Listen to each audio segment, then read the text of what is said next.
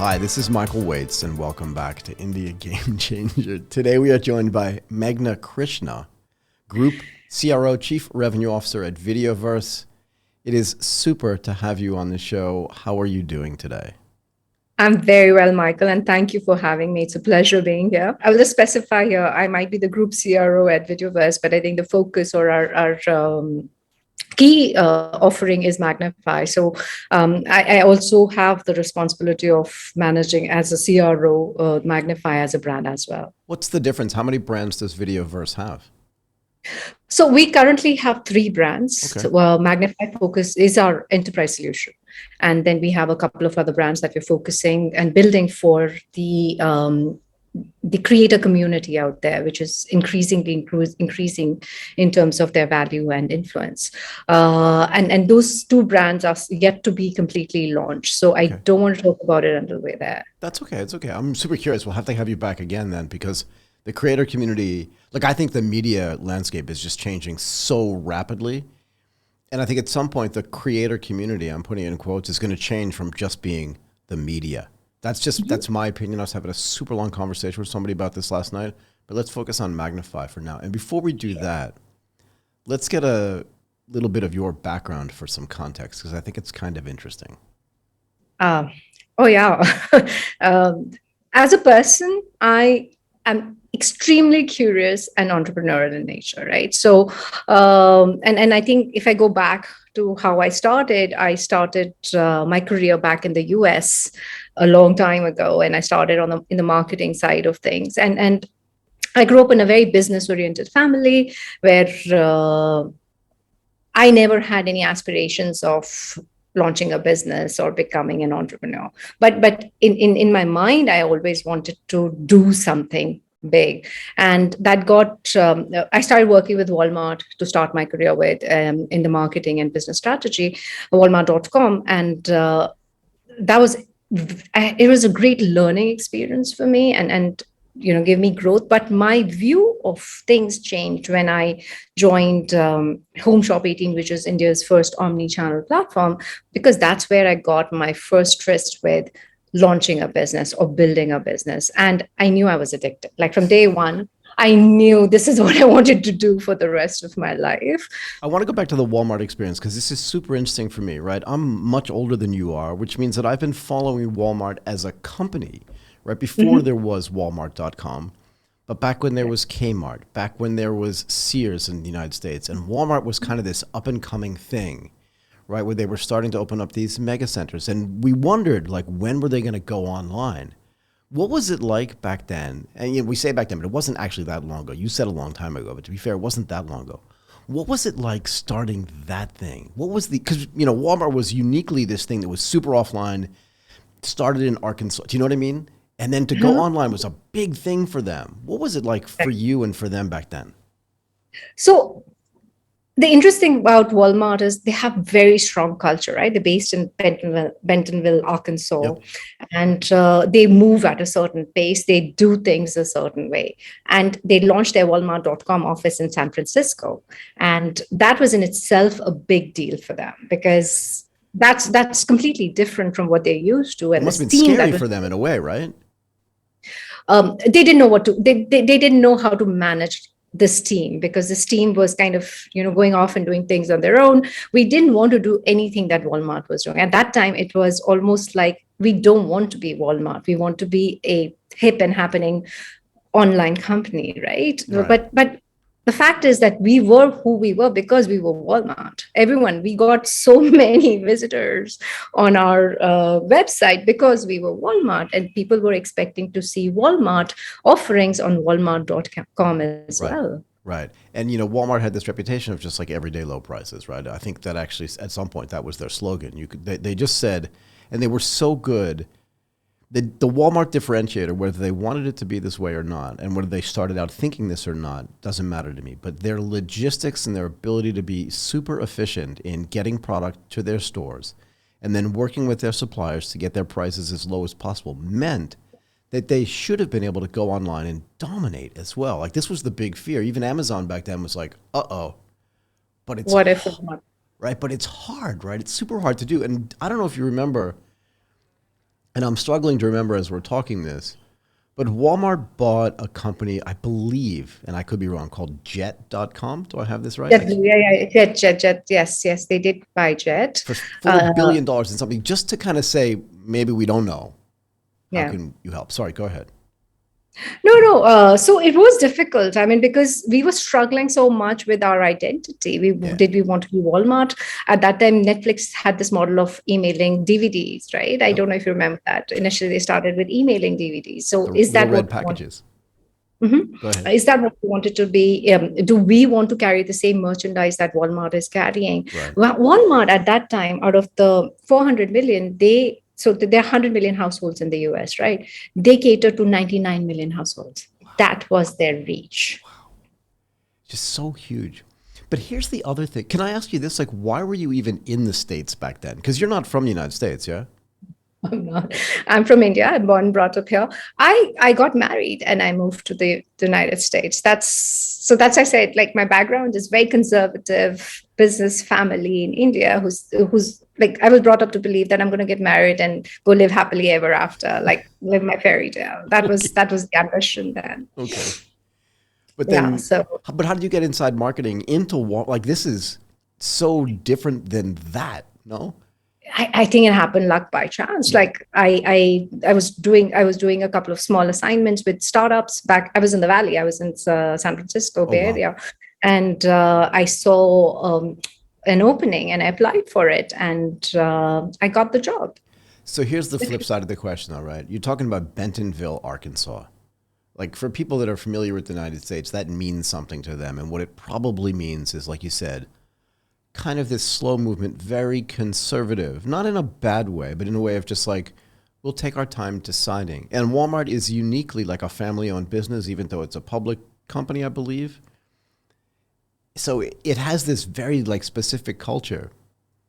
But what was it like for you as an Indian woman in Silicon Valley to kind of, you're laughing and I'm kind of laughing too. I feel bad laughing, but you know what I mean?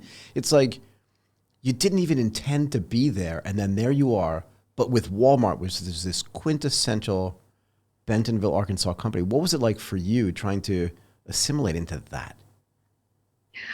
So my introduction to Walmart as a company was in San Francisco, and Right. there the pace was really fast-paced internet, and this is the at the peak of the internet era where we were growing multifold. So it was very fast-paced, and we were doing things. And then the first time I got to go to Bentonville, my boss called me in and she said, "Meghna, the first thing I'll tell you is when you go to Bentonville, slow down."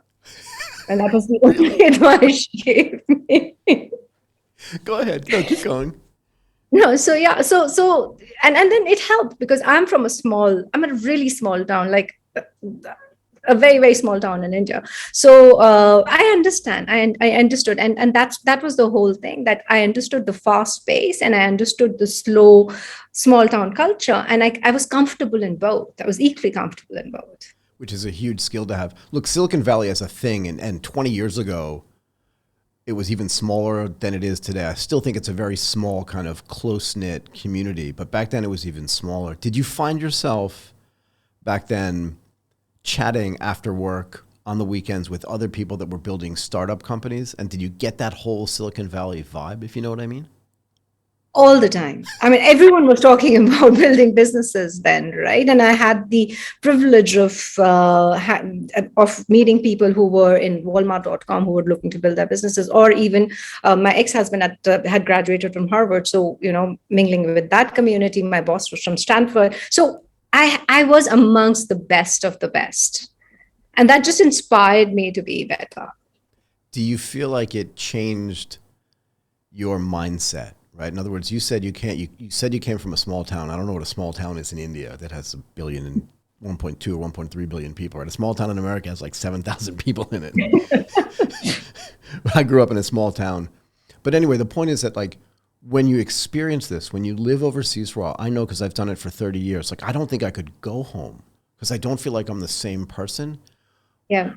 When you came back for whatever reason, did you feel like you were just somebody completely different? Because you said traditional business family, the ideal for you, even from your family perspective, was like just get married, live this dream kind of thing. But that you didn't do that. You built stuff, you marketed stuff, you did it in another country. Like, that's awesome. And then you come home too, and then you do the Shop 18. What was it called? Home Shop 18? Shop 18 thing. And now you're like deeply in the Indian startup ecosystem. Right. Go ahead. So yes, San Francisco changed me, right? It taught me to dream big. It just removed that limit of your dreams, right? There was no limit to my dreams because I'd seen it be big. Probably if I'd stayed in India in my small town, I would not even have imagined. It's like you don't know what you don't know. But Yeah. I got the opportunity to see how big things can be. I mean, I saw Amazon go from nothing to where it reached. Right. So for me, it just made my dreams bigger, and it gave me that reason to fly higher. Did you find, and I found this myself, right, that I think when you go abroad, your mind is open. You know you're going into a completely different situation, and you're thinking, everyone talks about culture shock, and they're thinking, oh God, San Francisco, wherever they go, is just so different. How am I going to deal with it? But if you're an open-minded person, you realize when you land, like everything's going to be different. So whatever's happening must be normal. But when you come home, because you're different now, I think reverse culture shock is so much harder. Do you know what I mean? Michael, you literally, like, it's absolutely what I felt. And I was going to say that I didn't feel culture shock, but the reverse culture shock was so high when I moved back from San Francisco to India. It took me almost 2 years to come to terms with how it has changed and why me having changed for the better or worse or whatever is better for me, and I want to stay that way. So I chose to remain, or chose to still keep my dreams and what I wanted to do, even being back in India. So I'm telling you right now that the title of this episode is "There Was No Limit to My Dreams," and but the thing that I really want to learn more about, right, is that because you've changed and because you knew you did you feel a little tension maybe from your friends that were still at home, even your friends that were in the big cities back at home, where they were like, she doesn't seem like the same person anymore? Do you know what I mean? You know, I've been lucky. I still, all my school, college, I'm back in touch with them, and they've been great. They've accepted me with open arms, and they've never come back and said you've changed as a person. So, and if they're saying it behind my back, then I don't know. But in front of me, they're all good. Oh, that is beautiful. Highly unlikely if they're still your friends. Tell me about how you got into Magnify, and what is it like being on the C-suite team as this woman with this incredible experience from overseas as well, yeah? Mm-hmm. That's very difficult to define. I'll tell you first how I got into Magnify. So when Magnify was initially earlier known as Touch, right? And when I started talking to the co-founders, I was working with another SaaS company, and they showed me what they had, and I fell in love with the product, and I knew that this was going to be the future, and not because of anything else, but because for 4 years I'd actually been working with people who were developing a product like this, and they had not been successful. So when I saw this, I knew that this was something that's going to be the future. And I'd worked in media. I'd worked in the video industry. Home Shop 18 was a television channel as well. So I'd worked in media to understand enough that this is something that could be like it could change the way people do things on video and on broadcast, and with OTTs coming into the picture. So that's what got me excited and got me to Magnify. What made me stay in the C-suite is because I've seen how we've been able to grow the company in the last 1 year. I have seen, and for me, that's what's exciting. So you ask me, who am I as a person? I'm the person who wants to take on challenges that no one wants to take. I love doing things that people haven't done before. Even at Home Shop 18, we were the first 24-hour television shopping channel. We were the first ones. We were one of the largest eCommerce. We were the first to launch a mobile app. We were the first to do so many things. We literally created the supplier community in India, which is now supporting the e-commerce revolution that's happening in India. So for me, doing things that haven't been done before, I take it on as a challenge. And when I get over that hump, it's so exciting.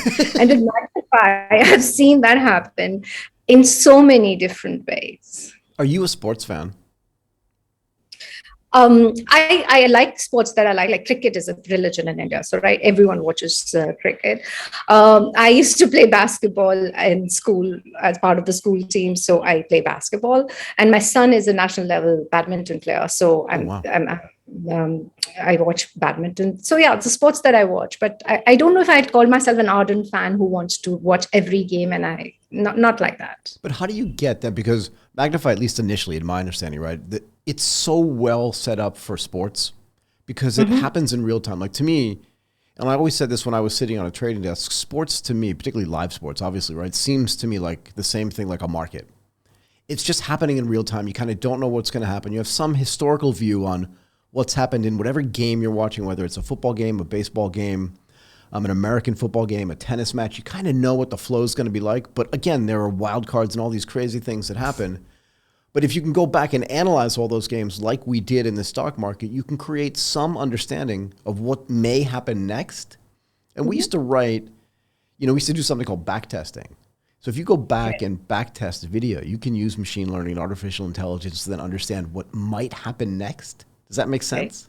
Yeah, predictive, like a lot of predictive software has come into play, yes. Yeah, but it's so uniquely well set up for sports, which is awesome because that's what you're doing. And it's got to be super cool. I'm curious, in your job, when you go and show this demo to people that haven't seen it before, like what's their reaction? That's exactly what happened when we went to Monaco last year at Sportel, and we started showing our demo that this is what we could do. There were people whose jaws literally dropped and like, we didn't know this was possible. And that was amazing for us because that gave us that, surety that what we were doing was right. We were in the right space. We were in the right field. We had the right product because all broadcasters, everyone who met us was super excited by this product. Because they have to do it, right? In other words, the way it works that I understand is there's this live video going on, and you can then take these snippets from live video, create content around it almost instantaneously in a way that no human could do. Like if you think about 3, 5, 10 interns in a truck somewhere off-site, and someone going, hey, we need a clip of that thing right now. And just like the insanity around, no, because I know this from the market side, right? I need more data. I need more information so I can make a better trade. It's no different to me than I need to say something about that thing that just happened. And I have to say it now. Yeah, there's a race right now. Earlier, it was only between the broadcasters, the race, but now the UGC, there's someone watching that game who'll make a video out of it and publish it. And the broadcast, there's always a race to be the first to get that information out. And with AI, because we almost can do it as fast as it goes on TV, because there's a lag between when the event happens in real time and when it goes on TV. And now with our software, you can publish that same highlight as fast as it goes on TV. So even before the event's seen on TV, you know that a highlight's going to be out. And that's what's driving the customers back to the platform to watch that content. So there are 3 things at scale, maybe more, but 3 things at least at scale that I want to introduce. One is compute, right?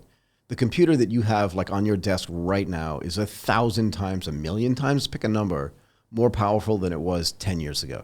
Right. So, and it just keeps getting faster and faster, but also your connectivity is faster, right? So your bandwidth is higher. And before, television stations, literally, they would have to drive up in a truck with a satellite. They would have to beam something up to a satellite somewhere else. You can see me, but nobody else can, right? And they would beam it down in some city, like into Madrid or something, so you get the broadcast there. But now the connectivity is different, and it's so much faster. And also you have the cloud. So you can store all this stuff in a way you could never store before. Give me another, like I used to change tapes, literally. Right, yes, I remember doing that. At Morgan Stanley, I used to have to go in like on a Friday night and change 15, 20 tapes for backups. That doesn't happen anymore either, right? Because it all happens in the cloud. But with all that stuff happening, and you brought this up, UGC, right? So user-generated content. I can be watching the F1 race just when the broadcaster is watching it.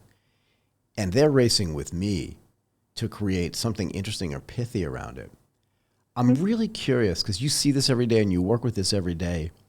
Like, what does the future of media look like to you? Because you're really in it. And you said you started with Home Shop 18, which was much slower, right? And that's not an insult. That's just a fact. It was just much slower moving because television shopping is just a slower thing. But now you're like in the vortex. Do you know what I mean? What does it look like going forward though?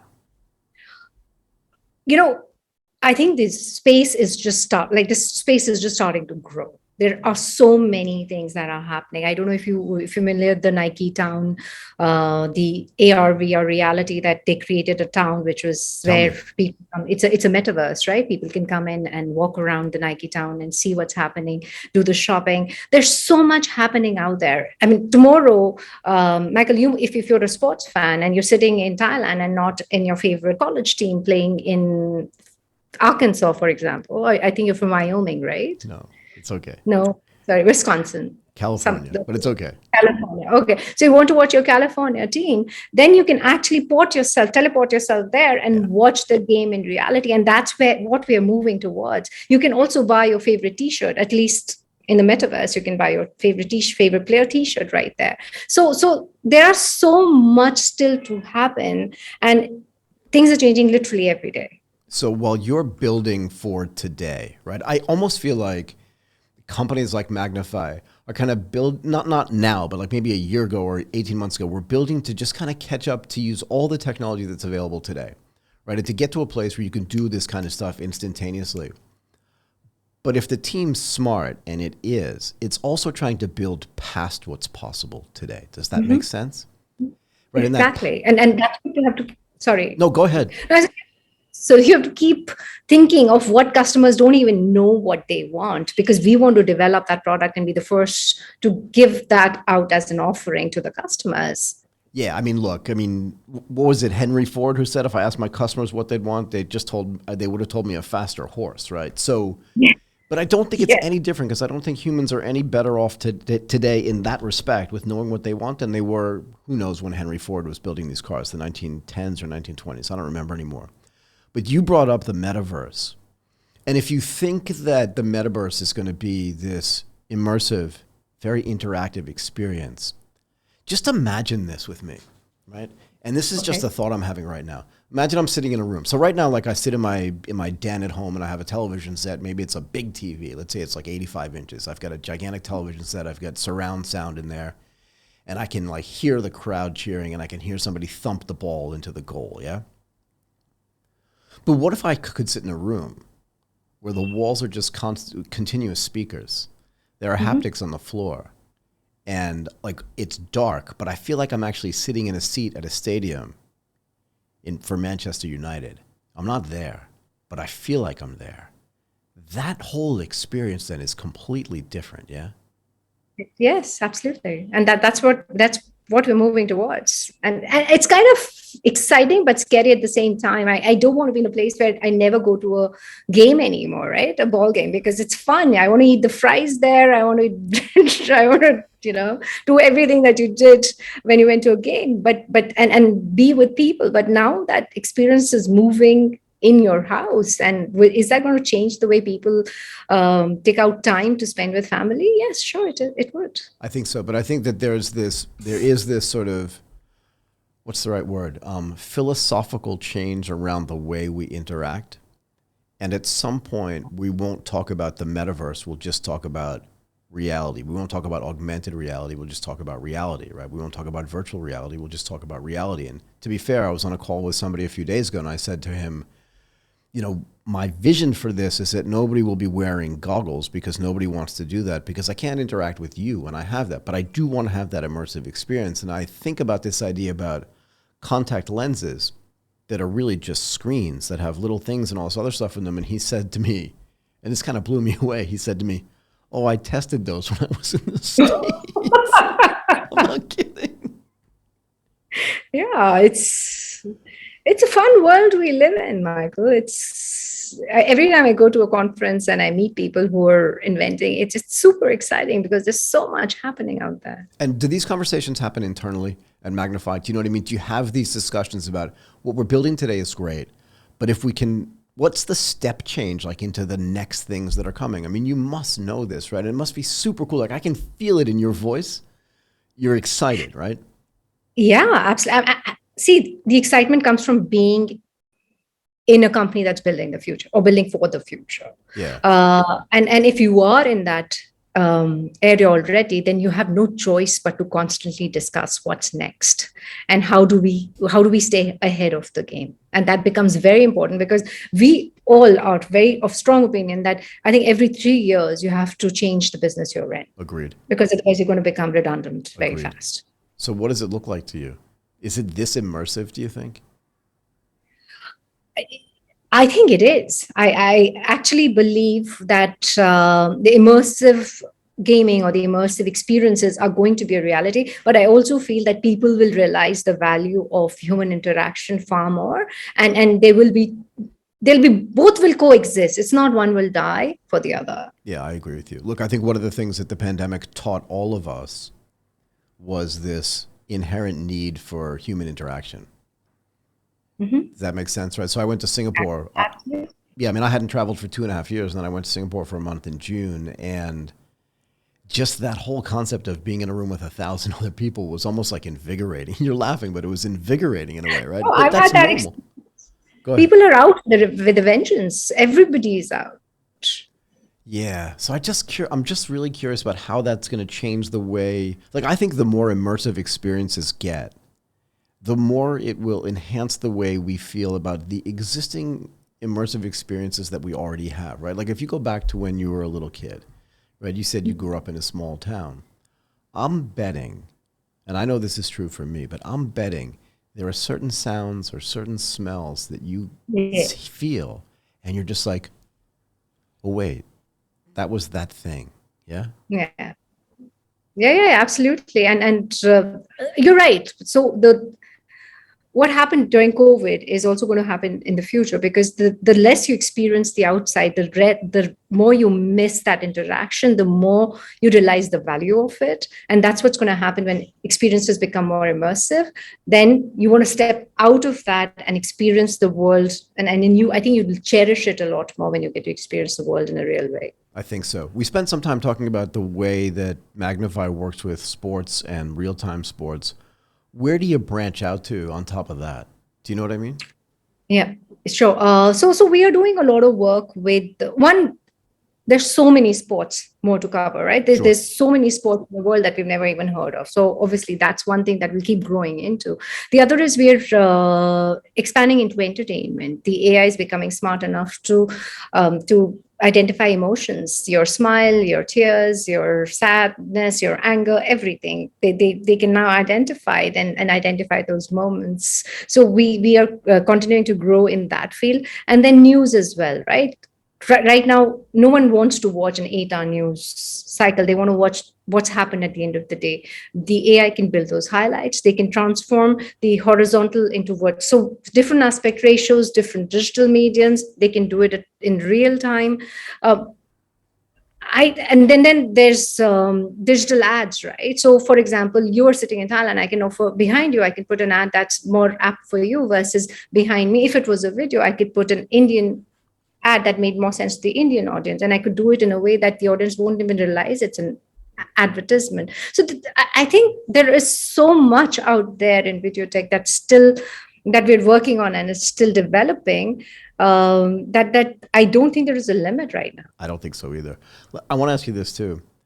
So if I do a video podcast, which I do a bunch of them, but if I run AI through it, right? So if I run one of your products through it and I say, just like, pick out this little snippet. Mm-hmm. I mean, it's not even moving that fast, but it should be able to do that too, right? Do you know what I mean? So if you're identifying what snippet to pick out, that you can do yourself, right? And that you can do, because the AI can then transcribe your podcast and easily. And then you can just highlight that moment and it'll cut that moment out for you. Right. So that's already there. What about search? What about search? Sorry? Do you know what I mean? Search. In other words, let's say I know that I had a conversation with somebody, or I know that there was something that happened, like in the middle of this video where you and I were talking about like Walmart or something. Is there a way to search that too and then create, let's say, like 45 seconds around it? Because I want to do this so badly. I want to figure out a way to use this, right? Because there's so much more stuff that I want to do. And I'm trying to figure out how to use the most modern tools to be able to do that. Does that make sense? Yeah, absolutely. So like I said, you can take your video podcast, you can transcribe it. So you'll put it all on paper, and then you say, search for the word Walmart, highlight all the word Walmarts, and say, edit a video out of everywhere the word Walmart was mentioned. You don't think that's super cool? I'm already sitting here thinking about ways that that's super cool. You're like, I do this every day. That's so boring to me. To me, it's like transformational. It's exciting. It's great because now we made editing something that anyone can do. You're not dependent on your editor anymore. Yeah, I am the editor, so I'm not dependent on me anymore. That would be a great thing since I don't have enough I'm time making you anymore. redundant. Please, I was already made redundant years ago. Nobody really needs me. When you did you say you have a son? Did you say that to me? I do have a son, yes. Yeah, but so when he looks at the stuff that you do, right? Mhm. Is he blown away as well? Do you know what I mean? No, I think Gen Z takes it for granted. They think this is something they should expect from this world. Really? Yes. So what do you need to surprise them? Do you know what I mean? Because to me it's unbelievable. And I work in this every single day, right? So to me it's not like something that's happening over there. It's something that Yeah. happens to me every single day, right? So like when I learn about the product, I can figure out like how it gets used. But I wouldn't take it for granted. And maybe it's because like we talked about, I've seen compute change, I've seen connectivity change, and I've seen the cloud come in so that you can do all this stuff you couldn't even do 5 years ago. But are you suggesting that to Gen Z, at least based on your experience, that they're just like, yeah, feels normal to me kind of thing? I think so. I think they're expecting and they want better. They're constantly, at least he's striving for, so what next? What are you doing next? Or maybe that's now that he's seen me do it for a couple of years, he just expects it to happen I love and it. he wants more out of it. I don't know if all of them are like that, but my son definitely, I think he takes it for granted. Do you think that I have this theory about me that like I'm completely unhireable because once no because once you and I mean it in a specific sense, right? Because once you work like starting at walmart.com, right? You're starting from scratch. You do shop 18, right? So you're working in the startup world. Now you're in this company that's moving so fast. It's like almost impossible to go back and like get a job kind of thing. Do you know what I mean? No, so I decided after Home Shop 18 that I could not work in a large enterprise. Like I could not work in a large company. I've always since then I've had entrepreneurial or entrepreneurial jobs where Right. I come in and I build something because that's what excites me. If I had to just sit at my desk every day and do the same thing over again, God no. I wouldn't be able to do it. But that goes back to my childhood, right? When I was a kid, I danced, I painted, I sang, I did martial arts. I wanted to do everything that was possible to do at the Right. time. Is your family surprised, right? Because you said traditional business family, right? Conservative business family. Are they surprised by just the level of entrepreneurial energy that you have?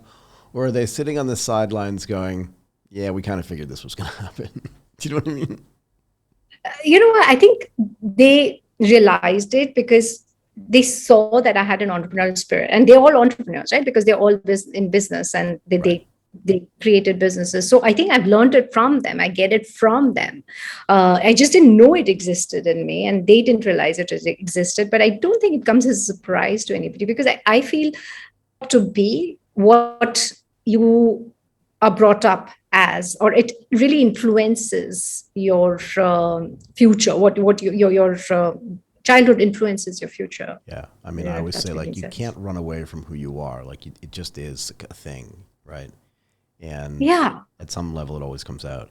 Um, do you feel like a role model for younger ladies? And do you want to be, or is it just something where you just want to kind of get on with it? Do you know what I mean? And hopefully people will notice what you've been able to do and think, I can do that too. I don't consider myself a role model. If anything, I want to, when I meet women, I want to tell them, this is what I did wrong. Please don't do this. Uh, Okay, go ahead. and I really believe in just putting my head down and doing my thing. I don't want to be the person because I'm not, everybody has issues. I have my own challenges. I don't want people to learn those bad things from me because from my every person I've ever worked with or ever spent my time with, things that I take away are, this is not how I want to be. So I understand what is the good about them and what is the things that I don't want to learn from them. Right. And if I could teach anybody, I would rather tell them, these are the things about me you should not be like. Yeah, it's really interesting though. This idea of mentoring and role modeling is really like that, right? So there's this idea in the market, I'll say, that being a role model is exposing your perfection to other people and hoping that they'll copy it. But this is just anathema, right? Because it doesn't work that way. The real idea is, I'm here in spite of all of these things. And maybe one of the things that I tell my daughter is, no individual day is fatal, right? So, but you know what I mean? Because particularly when they're younger, they just feel like, oh God, I messed that thing up. It's over, whatever it is. But the reality is that like life is just this cycle, I think. And if you're lucky, the cycle goes up and to the right. Most people just goes to the side, really. But it never is a straight line up and to the right. And everybody's cycle looks slightly different. But the idea is that in the bumps in the road, you've kind of made this decision of, I'm just going to keep going forward anyway. Is that fair? Yeah, absolutely. And every bump in the road, I make it a point of what I've learned, and I don't want to make that mistake again. For sure. And that's the important thing for me, that not to make those. I mean, of course, if you're not taking a risk, and I tell this to my team also, keep making mistakes, keep learning from them, and keep growing from them. Because if you're not making mistakes, that means you're not taking enough risk. And I'm the kind that if you want to be an entrepreneur, you have to take a risk, and of course, a calculated risk, but you must absolutely take a risk. I agree. And that's the perfect way to end this conversation. Meghna Krishna, Group Chief Revenue Officer. I'm going to say at Magnify. Thank you so much for doing this. I really appreciate your time. Thank you so much, Michael. It was a pleasure being here. You take care.